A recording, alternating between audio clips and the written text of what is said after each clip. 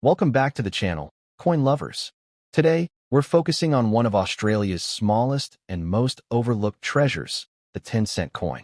You might think it's just spare change, but certain years and rare conditions have turned some of these little silver-colored beauties into serious collector's items. In today's market, the right 10-cent coin could be worth far more than its face value.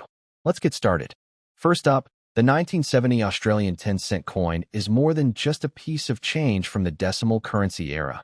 It's a snapshot of a young Australia still finding its identity in the modern world.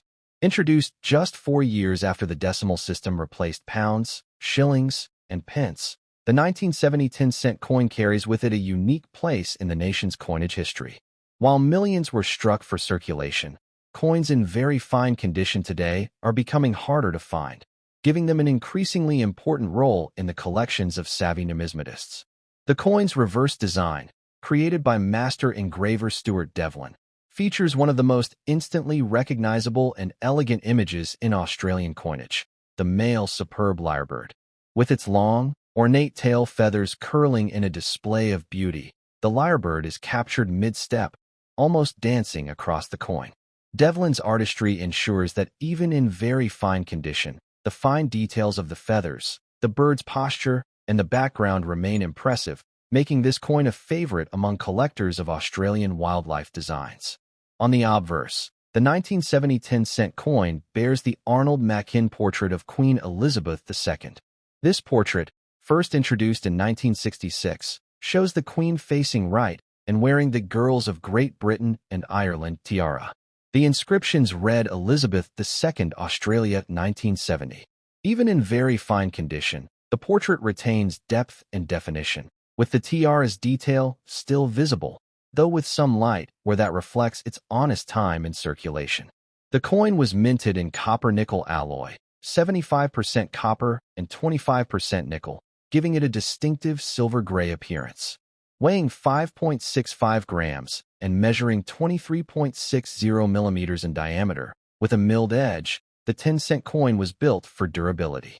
This sturdy composition has allowed many examples to survive in reasonable condition, but fewer have escaped the surface scratches and dulling that heavy circulation brings, making well-kept coins more desirable today.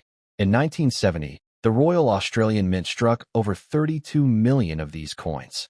While this might sound like a large number, the truth is that decades of wear, loss, and withdrawal from circulation have dramatically reduced the pool of quality survivors. Many have ended up in bulk scrap metal lots, or in the bottom of drawers and jars, forgotten by the public until now. Coins in very fine condition, with light, even wear, and no major scratches, dents, or corrosion, have a strong collector market. While circulated 1970 10-cent coins can be found for as little as 20 to 50 cents, coins in this better grade typically sell for $2 to $5. However, the real excitement comes with mint errors or uncirculated examples, which can command $20 to $200 depending on rarity. Off-center strikes, die cracks, and other minting anomalies from 1970 are particularly sought after. The 1970 10-cent coin also holds a special place because it comes from an era when Australia's decimal currency was still relatively new, and people were still adjusting to the change. Many collectors want complete year sets from the early decimal years, and 1970 is a key date in building that collection. Very fine coins are a perfect balance between affordability and preserved detail, making them a smart investment. Internationally, the 1970 10-cent coin enjoys healthy demand. Collectors from around the world, especially within the Commonwealth, seek out Australian coins for their beauty and distinctiveness. The lyrebird, unique to Australia, gives the coin an exotic appeal to those outside the country, increasing competition in the market. One factor that drives its collectability is nostalgia. For many Australians who were children or young adults in 1970, this coin was part of everyday life, paying for bus fares, sweets, or a ticket to the cinema. Owning one today can be like holding a small, tangible piece of the past, a reminder of simpler times before inflation and technological change transformed the economy. From an investment perspective, the 1970 Australian 10-cent coin is a sleeper.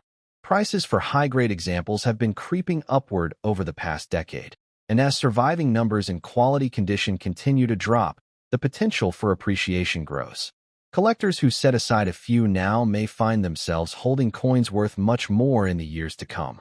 While it's unlikely that a single, very fine 1970 10-cent coin will make you a millionaire on its own, the value lies in assembling complete, high-quality sets or discovering rare varieties and mint errors. Some of these error coins have already fetched hundreds of dollars, proving that the potential for big finds is still there. The 1970 Australian 10-cent coin is more than just an attractive piece of small change. It's a blend of artistry, history, and investment potential. In very fine condition, it stands out as a solid addition to any collection, offering both visual appeal and the possibility of future growth in value. For those who know what to look for, this little silver gray coin could indeed be a small but significant step toward numismatic fortune. Next up, the 1983 Australian 10-cent coin is more than just a small piece of metal from your change. It's a living reminder of a turning point in Australia's numismatic history. While it may seem like an everyday coin to the casual observer, collectors know that this date hides fascinating stories, a unique place in currency circulation, and untapped value for those who know where to look. In extra fine condition, the 1983 10-cent coin is already standing out in today's collector market, and its appeal is growing year by year. The reverse of the coin features one of the most graceful and beloved designs in Australian coinage, the male superb lyrebird, captured in exquisite detail by master engraver Stuart Devlin. Its sweeping tail feathers curve in a proud display, frozen in time with such precision that even the smallest details shimmer under the right light. This elegant wildlife portrait has become an icon, representing the richness of Australia's natural heritage. In extra fine condition, these details remain sharp, with only the lightest traces of wear, a level of preservation that gives the coin extra desirability. On the obverse, you'll find the regal Arnold Machin portrait of Queen Elizabeth II. This depiction, with the Queen facing right and wearing the Girls of Great Britain and Ireland tiara, is crisp and dignified. The inscriptions Elizabeth II Australia 1983 encircle the portrait, with the extra fine strike ensuring that most hairlines and tiara details are still visible to the naked eye. This clarity is one of the first things collectors look for when assessing a coin's grade and value.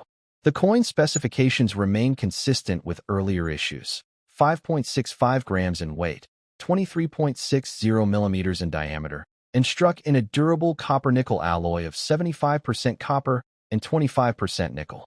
The milled edge not only gives the coin a tactile grip, but also acts as a deterrent to clipping and counterfeiting. This robust construction is one reason so many 10-cent coins from the 1980s have survived, but very few have survived in such high grades as extra fine or above. The mintage of the 1983 10-cent coin tells a fascinating story. Over 45 million were produced for circulation, a number that might initially seem to guarantee low collectability. However, large mintages do not tell the whole story. The economic shifts of the late 1980s and early 1990s, coupled with the sheer number of coins lost, damaged, or heavily worn over decades, mean that coins in premium condition have become much scarcer than raw numbers suggest. Collectors value extra fine coins because they strike the perfect balance between affordability and preservation. In extra fine condition, a 1983 10-cent coin will typically fetch $2 to $6 on the collector market, far above face value. But that's just the baseline. Special varieties, such as coins with notable die cracks, off-center strikes, or other mint errors from 1983, can sell for $50 to $200, sometimes more when the error is dramatic and the coin's condition is high. What makes 1983 especially intriguing is that it falls into a period of stable but evolving coin design and production. The Royal Australian Mint's technology was becoming more refined, meaning fewer major errors slipped through, but when they did, they stood out even more to eagle-eyed collectors. Spotting such a rarity in your loose change could be the moment that turns an ordinary day into a collector's jackpot. The international market also keeps demand alive for the 1983 10-cent coin. Australian coins are popular among overseas collectors because of their wildlife themes, and the lyrebird design is unlike anything seen on other nations' coinage. This gives the coin an exotic charm, especially to collectors in the United Kingdom, Canada, and the United States, who appreciate both the Commonwealth connection and the unique artistry. There's also a strong emotional pull to coins from this period. For many Australians, 1983 brings back memories, whether of buying snacks after school, paying for bus rides, or saving coins for something special. Collecting such coins is as much about owning a piece of personal history as it is about investment potential. The nostalgia factor fuels steady demand, which in turn keeps prices healthy. From an investment standpoint, the 1983 10-cent coin in extra fine condition is what many numismatists call a quiet grower. It's not yet commanding sky-high prices, but as the pool of well-preserved examples shrinks, upward pressure on value is inevitable. This is especially true for full rolls of uncirculated coins or era varieties, which can already command significant premiums at auction. While a single 1983 10-cent coin is unlikely to make you a millionaire, the real treasure lies in building a complete, high-grade collection or uncovering an ultra-rare minting anomaly. Stories already exist of collectors turning small finds into big sales, and with careful searching, the 1983 coin could be one of those hidden gems. The 1983 Australian 10-cent coin is a perfect example of how beauty, history, and potential value can fit into the palm of your hand. In extra fine condition, it offers collectors not only sharp design and nostalgic charm, but also a realistic opportunity for future appreciation and value. For the dedicated treasure hunter, this coin isn't just change, it's change with a story, a legacy, and perhaps the beginnings of a small fortune. Next up, the 1990 Australian 10-cent coin might not seem like much at first glance, especially when it's in rusty, circulated condition. But every coin has a story, and this one carries 3 decades of Australian history, daily life, and economic movement within its small frame. From shop counters to piggy banks, this coin has passed through countless hands, each transaction adding a tiny layer of character. For a collector, even a worn or rusty example can be a ticket into the fascinating world of Australian numismatics. The reverse of the 1990 10-cent coin features one of the most iconic designs in Australia's decimal currency, the male superb lyrebird, with its elegant tail feathers curling upward in a proud display. Designed by Stuart Devlin, the coin's reverse has been praised for its realism and artistic beauty. Even when circulation wear dulls the fine details, the overall shape and character of the lyrebird remain unmistakable, symbolizing Australia's rich wildlife heritage. The obverse in 1990 bears the Raphael Maklauf portrait of Queen Elizabeth II, a regal and refined depiction where the Queen wears the royal diadem, earrings, and necklace. This was the 3rd effigy of the Queen to appear on Australian decimal coins, and is easily distinguished from earlier portraits by its more three-dimensional, sculpted look. Despite circulation wear and some rust discoloration, the date 1990 and the words Elizabeth II Australia usually remain visible. In terms of specifications, the coin weighs 5.65 grams, measures 23.60 millimeters in diameter, and is composed of a 75% copper and 25% nickel alloy. The edge is milled, giving the coin both a tactile feel and an anti-counterfeit feature. The copper-nickel composition resists corrosion better than pure copper, but after decades in circulation and with exposure to moisture, it's not uncommon for coins like this to develop patches of rust or tarnish. The Royal Australian Mint produced just over 66 million 10-cent coins in 1990 for circulation. While that's a large mintage, the passing years have greatly reduced the number of coins still in the hands of the public. Many have been lost, damaged, hoarded, or simply worn beyond collectible quality. A rusty, circulated example may not draw high bids, but its survival alone is a testament to the durability of Australian coinage. From a collector's perspective, coins in rusty circulated condition are generally valued at 10 to 20 cents, slightly above face value, unless they carry a notable minting error. Mint errors from 1990, such as off-center strikes, clipped planchets, or die cracks, can raise the value dramatically, sometimes into the $50 to $150 range depending on rarity and visual impact. For an error coin in uncirculated condition, the price can climb even higher. The presence of rust does lower collector appeal, but it doesn't erase the coin's historical significance. Many numismatists consider such coins story pieces, physical records of environmental exposure, handling, and human interaction. For beginner collectors, these coins are affordable entry points into building a date set without breaking the bank. Interestingly, the 1990 issue sits within a transitional period in Australian coin production. The designs remained constant, but minting technology was gradually improving, meaning fewer striking errors occurred. When an error coin from this year surfaces, it stands out as an unusual survivor from a time of tightening quality control. On the international market, even circulated coins have an audience. Overseas collectors often seek Australian decimal coins because of their unique wildlife designs, and the lyrebird reverse is especially popular. While rusty coins aren't prime exports, they can still fill a gap in a foreign collector's date run, especially for those who don't have easy access to Australian change. From a nostalgic standpoint, the 1990 10-cent coin carries a lot of sentimental value for Australians who grew up in the late 80s and early 90s. These coins jingled in the pockets of school kids, paid for arcade games, and bought icy poles on hot summer days. Even a worn coin can bring back vivid memories, and nostalgia often drives a surprising amount of collecting activity. Investment potential in a rusty circulated coin is modest, but that doesn't mean there's no opportunity. The real prize lies in recognizing varieties, upgrading to higher-grade coins, and keeping an eye out for error pieces.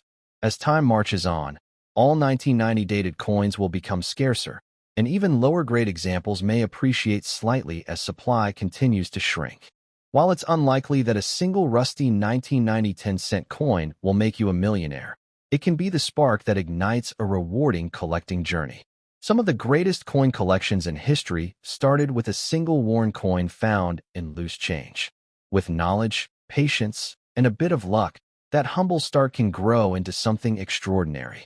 The 1990 Australian 10-cent coin in rusty circulated condition is more than just a relic of small change. It's a piece of Australian life, art, and history. It tells of an era, showcases enduring design, and invites anyone who holds it to look deeper into the rich world of coins. For the sharp-eyed treasure hunter, even the most modest coin could lead to the next big discovery. Next up, the 1967 Australian 10-cent coin holds a very special place in the nation's numismatic history.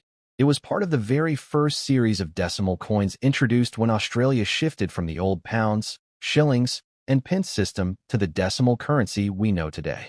February 14, 1966, known as C-Day, Currency Day, was the start of this massive transition, and by 1967, the new coins were still a fresh sight in everyone's pockets. Even in dirty, circulated condition, this coin is a direct link to that monumental change in Australia's economic life.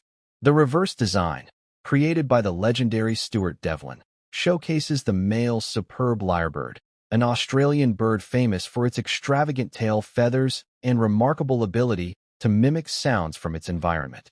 Devlin's rendering is so lifelike that even after decades of wear, the flowing curves of the feathers remain instantly recognizable. The lyrebird has since become one of the most beloved designs in the country's decimal coinage history, symbolizing both natural beauty and national pride. On the obverse, the coin features the Arnold Machin portrait of Queen Elizabeth II, the first decimal effigy of the monarch used on Australian coins. This youthful profile shows the Queen wearing a tiara, elegant and regal, yet distinct from later portraits.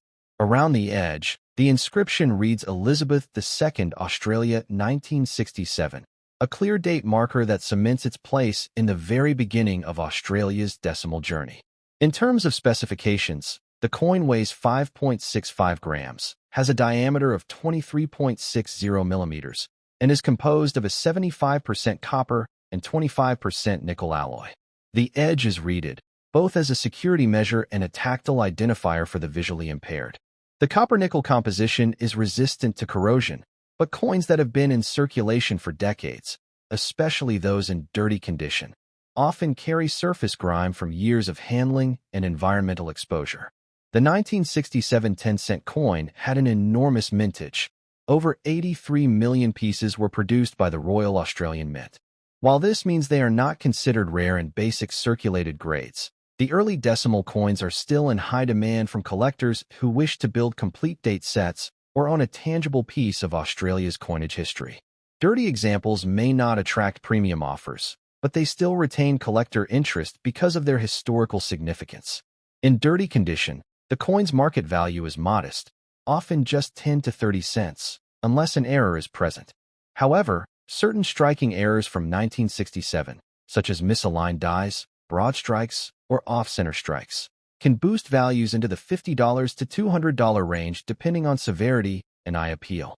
Pristine, uncirculated coins from this year can sell for $5 to $15, and proof versions fetch even more. The demand for this coin is driven largely by its place in the first decimal series. For many Australians, finding a 1967 dated coin brings back memories of a time when decimal currency was new and exciting. It's not just about the metal value. It's about owning a slice of history that marks the modernization of Australia's economy. Collectors around the world also seek out the 1967 10-cent coin. For those outside Australia, it represents a unique wildlife design and a first-year-of-issue piece, two features that make it a standout addition to any world coin collection. Even a dirty coin can be appealing to a foreign collector if it fills a gap in their series. One of the fascinating things about coins in dirty condition is that they tell a different kind of story. Every smudge, stain, or darkened patch is a sign of a long life in circulation, from passing through cash registers to being dropped on footpaths to sitting forgotten in jars. For some collectors, this, as found, look adds character, preserving the coin's real-world journey.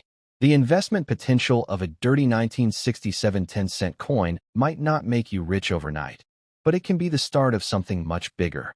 Many million-dollar coin collections began with a single, humble coin found in loose change. Learning to identify varieties, upgrading your finds, and spotting rare errors can turn a casual search into a serious and potentially very profitable hobby.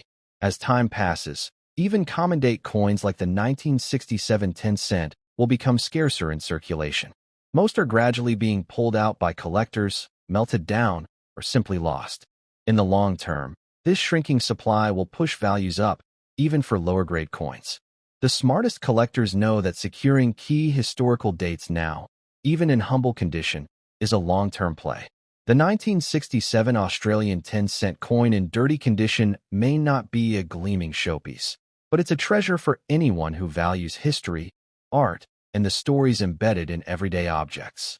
It's a bridge between the past and the present, a small yet powerful reminder of a time when Australia embraced change and stepped boldly into a new monetary era. This coin is more than just metal. It's history you can hold in your hand. And while it may not be the single piece that makes you a millionaire, it could very well be the first step toward a collecting journey that takes you there. Every great collection starts somewhere, and for you, the journey might just begin with this humble, well-worn, and deeply historic coin. Next up, the 1998 Australian 10-cent coin may seem like just another piece of loose change at first glance, but beneath its worn surface lies a story of enduring design, Australian heritage, and a small yet fascinating chapter in the nation's numismatic history. While its condition may be damaged and heavily circulated, this coin still carries the artistic beauty and cultural symbolism that have made the 10-cent series a favorite among collectors for decades. On the reverse side, the coin proudly displays the male superb lyrebird, a native Australian bird celebrated for its extraordinary tail feathers and astonishing mimicry skills. The design was created by master engraver Stuart Devlin, known worldwide for his intricate, nature-inspired coin art. Even when a coin has suffered scratches, dents, or other forms of damage, the graceful sweep of the lyrebird's plumage often remains visible, a testament to the depth and detail of Devlin's work. The obverse of the 1998 coin features the Raphael Makhlouf portrait of Queen Elizabeth II, which was in use on Australian coins from 1985 to 1998. This effigy depicts the Queen wearing the royal diadem and elegant earrings, with a dignified yet approachable expression. Around the edge, the inscription reads Elizabeth II, Australia, 1998, clearly marking the date and country of issue. For those who collected coins during the late 1990s, This portrait holds a certain nostalgia as it represents the end of an era. 1998 was the final year the Maclouf effigy appeared on the 10-cent coin before the transition to the Ian Rank Broadley design in 1999. In terms of technical specifications, the coin weighs 5.65 grams, has a diameter of 23.60 millimeters, and is struck from a 75% copper and 25% nickel alloy. Its reeded edge helps distinguish it from other similar-sized coins by touch alone, and its durable metal composition allows it to survive decades in circulation. However, a coin in damaged circulated condition may show heavy discoloration, gouges, corrosion, or even partial loss of detail, all signs of a long life in pockets, tills, and coin jars. The 1998 10-cent coin was minted in large quantities. Over 102 million pieces were struck by the Royal Australian Mint. This high mintage means that in average circulated condition, the coin is not considered rare. However, it does mark the end of the Maclouf obverse era, which adds a subtle historical appeal for some collectors. Coins in poor or damaged condition generally fetch only face value, 10 cents. But the real excitement comes when error coins or unusual varieties surface from this date. Error coins from 1998 can dramatically increase value, sometimes turning pocket change into a substantial payday. Examples include double strikes, off-center strikes, die cracks, and planchet floss. In high-grade, visually appealing examples, such errors can sell for anywhere from $50 to over $500 depending on rarity and demand. Even a heavily circulated coin can bring in good money if the error is dramatic and unique. The collector demand for the 1998 10-cent coin is driven mainly by two groups: date-set collectors who aim to have one example of every year, and variety/error hunters searching for valuable minting mistakes. For date collectors, even a damaged coin might fill a gap until a better one is found, keeping a steady demand for all years of issue. Internationally, the coin also holds appeal. Collectors outside Australia are often drawn to the lyrebird design and the historical context of the Maclouf portrait's final year on the 10-cent coin. While a damaged example may not be as visually striking, it still carries the charm of an authentic piece of Australian change from the late 20th century. The investment potential of a damaged 1998 coin is modest on its own, but like all coins, it can play an important role in building a larger and more valuable collection. Many serious numismatists began with humble circulated coins, learning to grade condition, identify errors, and track mintage figures before moving into higher value territory. It's important to remember that a coin's story is not always tied to its shine. Damaged coins often spark curiosity. Where have they traveled? What hands have they passed through? Some collectors actually enjoy keeping battle-scarred coins alongside pristine ones, as they tell a different, more rugged story of survival through decades of use. Over time, even coins with massive mintages see their numbers dwindle in circulation. Damage, loss, melting, and hoarding slowly remove them from everyday use.